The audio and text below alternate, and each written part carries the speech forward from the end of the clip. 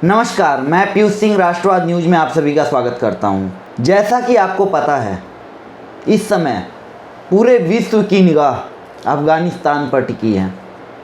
वहां पर तालिबानी आतंकवादियों का कब्जा हो चुका है और सब तालिबानियों की आगे की मूवमेंट पे चर्चा कर रहे हैं। सबकी निगाहें इस पे टिकी हैं कि आगे तालिबान का क्या मूवमेंट होगा। इस विश्वव्यापी समस्या को लेकर हमारे साथ हमारे स्टूडियो में राष्ट्रवाद न्यूज़ के editor in chief Shailesh Pandey ji हैं। आज हम उनसे चर्चा करेंगे अफ़गानिस्तान के हालात पर और तालिबानी आतंकवादियों की क्या मंशा है इस पर।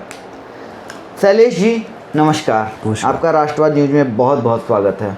धन्यवाद। जैसा कि आपको पता है, इस समय तालिबान आतंकवादी अफ़गानिस्तान को किस तरीके से अपने कब्जे में ले चुके हैं, तो क्या आपकी क्या ऐसी राय है कि हाँ तालिबान ऐसा क्यों कर रहा है, इसके बारे में कुछ बता सकते हैं?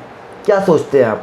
देखिए, तालिबान ऐसा क्यों कर रहा है और आज जो हालात हुए हैं, इसके पहले हमको इसके इतिहास में जाना पड़ेगा कि आखिर में तालिबान है क्या और क्यों ऐसा कर रहा है। तो तालिबान ये जो है, तालिबान पश्तून का एक शब्द है जिसका अर्थ होता है छात्र। छात्र यानी विद्यार्थी यानी स्टूडेंट। कितना अच्छा शब्द लगता है। देखिए, स्टूडेंट, विद्यार्थी, छात्र जो विद्या का अर्जन करते हैं और पढ़ाई लिखाई करते हैं और अपने जीवन में आगे बढ़ते हैं। लेकिन ये वो छात्र नहीं है। ये तालिबान का जो अर्थ है वो छात्र है, ट्रांसलेशन, लेकिन अर्थ जो है वो अर्थ ये है कि कट्टर इस्लामिक मान्यता पर आधारित छात्र। कट्टर इस्लामिक जो मान्यता है वो कहाँ इस्लामिक सिखाई जाती है? वो मदरसों में सिखाई जाती है। यानी कि मदरसों में जो कट्टर इस्लामिक सिखाई होती है, पढ़ाई लिखाई होती है, उसके छात्र। और जब आप कट्टर इस्लामिक छात्र होंगे, तालिबान जिसे हम कहते हैं, तो सीधी सी बात है कि उनका जो सोच है, उनका उद्देश्य है, वो कट्टर ही रहेगा। और यही उद्देश्य रहा है तालिबान का भी कि हर हाल में मदरसों की तालीम हर जगह लागू की जाए, हर हाल में इस्लामिक शरिया कानून कट्टरता से लागू किए जाएं। और यही तो कारण रहा कि जब 1996 से लेके बाद में कुछ वक्त के लिए अफ़गानिस्तान में तालिबान का राज आया था, तब उन्होंने बहुत ही कठोरता से जो उनके नियम कानून लागू किए थे, जैसे कि शरीयत के आधार पर चोरी करने वालों के हाथ काट दिए जाते थे, चोरी और अपराधों में अन्य सीधे सरेआम उनको मौत के घाट उतार दिए जाते थे, पत्थर से मार के उनको मार दिए जाते थे। और विशेष तौर से सबसे ज़्यादा उस वक्त अन्याय और अत्याचार हुआ तो महिलाओं के साथ। महिलाओं के साथ तो ऐसा था कि वो बेचारी बच्चियां स्कूल नहीं जा सकती थी, महिलाएं कहीं आ जा नहीं सकती थी।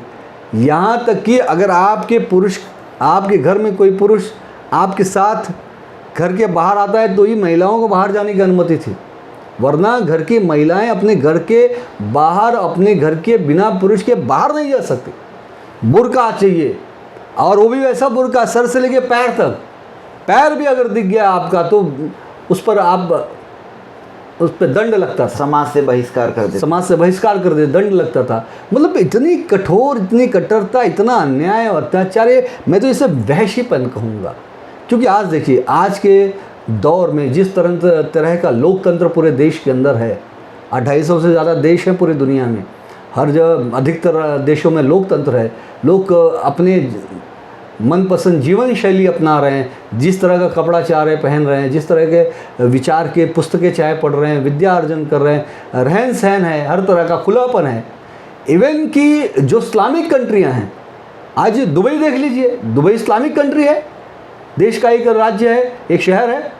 आज वो कॉस्मोपॉलिटिकन, यूएई हुआ, सऊदी अरब हुआ, कतर हुआ, जो इस्लामिक देश हैं, आज वहाँ पर खुलापन है, लोकतंत्र है, महिलाओं को आज़ादी है।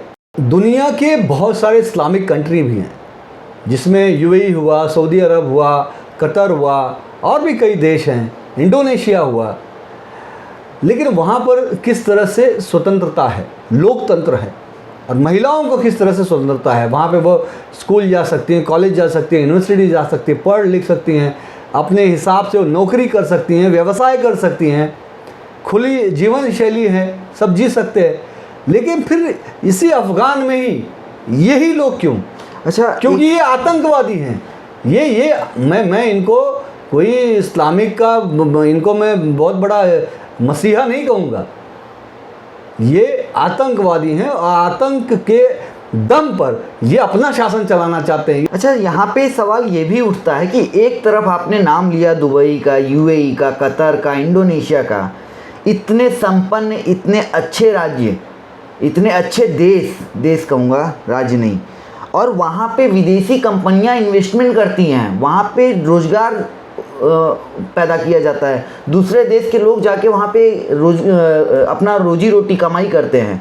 वहीं पे आप Libya, Syria, Pakistan, Afghanistan, Iran, Iraq जैसे देश देख लो। क्या कारण है कि इस तरह के एक ही धर्म के लोग इस तरह से बटे हुए हैं? देखिए पीयूष जी, अगर आप इतिहास उठाकर देखते हैं, मैं ईरान से शुरू करता हूँ। ईरान पहले एक पार्शियन देश था।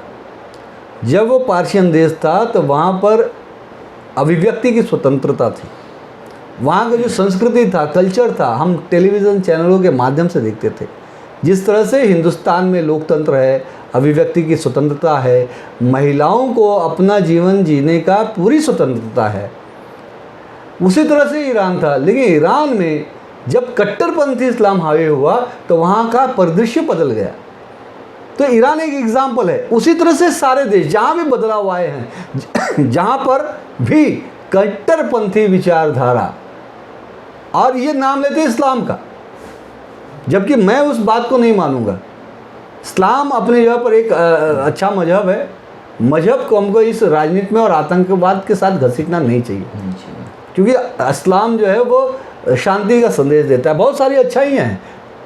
हम इस वक्त चर्चा कर रहे हैं कि ये जो एक गुट बनाते हैं लोग, कुछ लोग इकट्ठे होते हैं बंदूक के दम पर, बंदूक, हथियार, गोले बारूद और मिसाइल लॉन्चर के दम पर ये कब्जा करते हैं कुछ इलाकों में वहाँ पर अपनी तरह का शासन लगाते हैं। शासन लगाने के बाद धीरे धीरे वो फैलाव करते हैं। और इसमें आप देखेंगे तो मैंने अगर गौर से इसके इतिहास में जाएं तो मुझे कहीं न कहीं पाकिस्तान का बहुत बड़ा हाथ लगता है। पाकिस्तान दुनिया का एक सबसे शरारती देश है।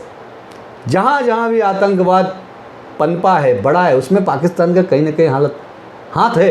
सारे जितने भी आतंकवादी संगठन हैं सब पाकिस्तान से बिलोंग करते हैं। बिल्कुल। अब देखिए यहीं पे जब पंजशीर में जो लड़ाई अभी हो रही है इस वक्त नॉर्दर्न अलायंस और तालिबान के बीच में, तो तालिबान के जो सैनिक थे उसमें कुछ सैनिक जो पाए गए उनके पास से पाकिस्तानी आई कार्ड मिले हैं, पाकिस्तानी नागरिकता के आई कार्ड मिले हैं। इसका मतलब क्या होता है कि पाकिस्तान की सेना तालिबान के साथ मिलकर नॉर्दर्न अलायंस अफगानिस्तान से लड़ रही है।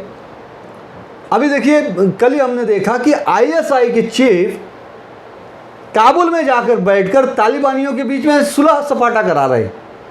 वहाँ पे ऐसी खबर आई थी कि जो तालिबानी जो आकाएँ हैं, जो वहाँ उनके नेता हैं, आतंकवादी नेता, उनके बीच में मुख्य कुर्सी के लिए लेकर कुछ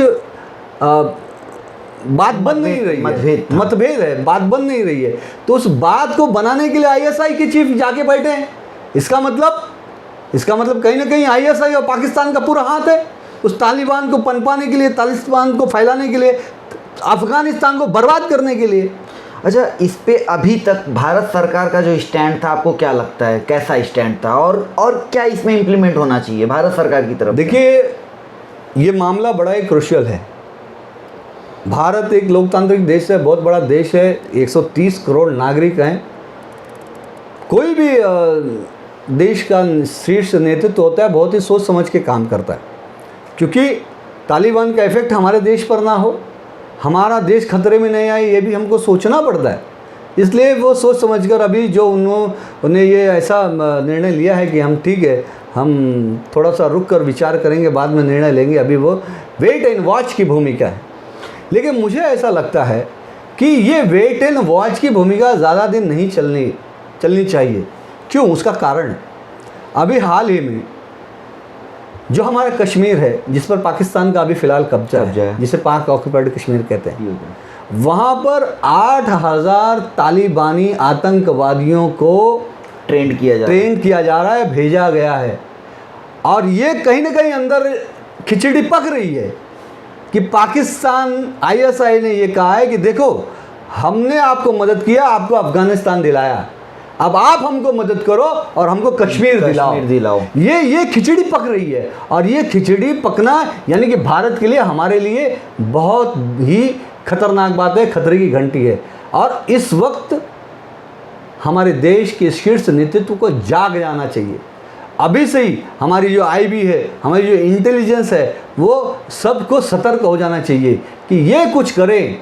अब वो हिंदुस्तान नहीं होना चाहिए कि वहाँ से तालिबानियों का या फिर आतंकवादियों का हमारे पे हमला हो फिर हम उसका जवाब दें। नहीं, अगर हमको पता चल रहा है, अगर आईबी की इनपुट आ रही है कि वहाँ पे तालिबानी पाकिस्तान ऑक्युपाइड कश्मीर और वहाँ के लोग मिलकर पाकिस्तानी सैनिकों के साथ, आतंकवादियों के साथ कोई बड़ी गतिविधि करने वाले हैं, तो उस गतिविधि का जवाब हमको पहले ही देना चाहिए। अभी तक और उसके साथ ही देखिए, जब पहले हिंदुस्तान से पाकिस्तान लड़ता था, पाकिस्तान आतंकवादी भेजता था और वो आतंकवादी यहाँ पकड़े जाते थे पाकिस्तानी नागरिक के रूप में, तब हमको जाकर यूएन में चैलेंज करना पड़ता था, हमको लड़ना पड़ता था कि देखिए ये पाकिस्तान हमारे साथ अन्याय कर रहा है, पाकिस्तान अपने नागरिक या अपने आतंकवादी भेज रहा है, आतंकवादी पाकिस्तानी नागरिक हैं, हम प्रूव करते थे। और आज वही खेल पाकिस्तान अफगानिस्तान में कर रहा है। ये हम नहीं कह रहे, ये अमेरिका कह रहा है, ये जर्मनी कह रहे हैं, ये इंग्लैंड कह रहा है। जब सारा देश ये कह रहा है तो क्यों नहीं, आज तो सुरक्षा परिषद में भी हम सदस्य हुए, अध्यक्षता मिली है भारत को, तो क्यों नहीं सारे देश, दुनिया के सारे देशों को हम अपने फेवर में लें और फेवर में लेकर हम पाकिस्तान को आतंकवादी देश घोषित कर दें। और जब तक ये पाकिस्तान आतंकवादी देश घोषित नहीं होता है, तब तक ये आतंकवाद का खेल इसी तरह से चलता रहेगा। कभी ईरान का नंबर आएगा, कभी पाकिस्तान का नंबर आएगा, कभी अफ़गानिस्तान का नंबर आएगा, कभी इसके बाद सिलसिला जारी रहेगा इनका, अगर इनके मनोबल को अभी नहीं तोड़ा गया तो। अभी तक का जो एयरलिफ्ट का जो सिलसिला था भारत का, वहाँ पे जो भारतीय नागरिक फंसे थे, वहाँ पे जो हिंदू फंसे थे, इवन कुछ अफगानी नागरिकों को भी भारत सरकार ने एयरलिफ्ट किया है, क्या कहेंगे इस पे आप?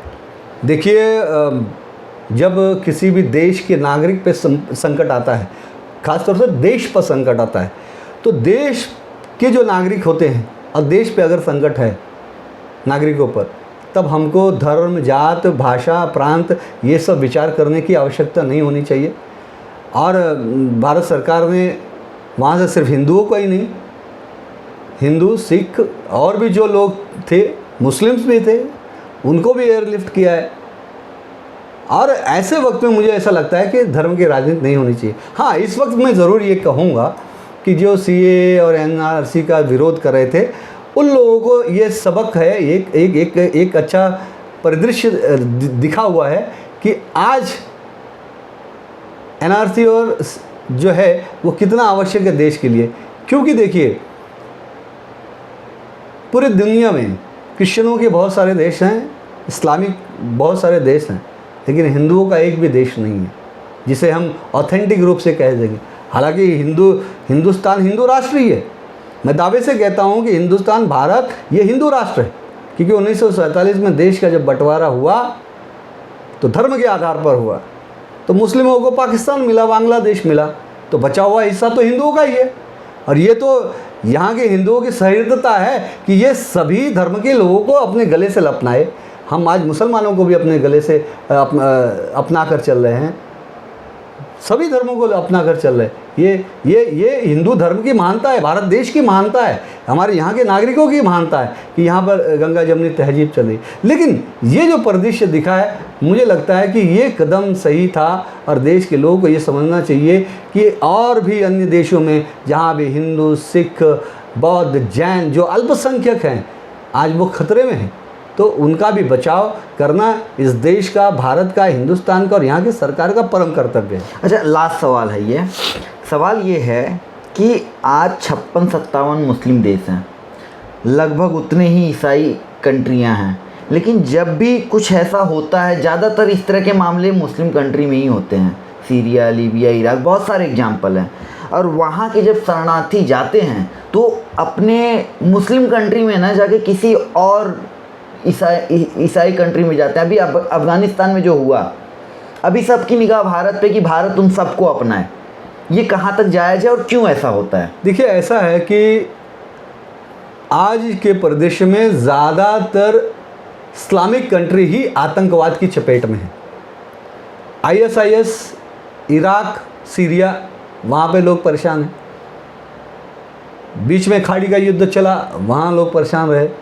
अफ़गानिस्तान में इस समय तालिबान का चल रहा है, वहाँ लोग परेशान हैं। पाकिस्तान में भी लोग परेशान हैं क्योंकि वहाँ पे भी दहशतगर्द अलग अलग आतंकवादी संगठनाएं चल रही।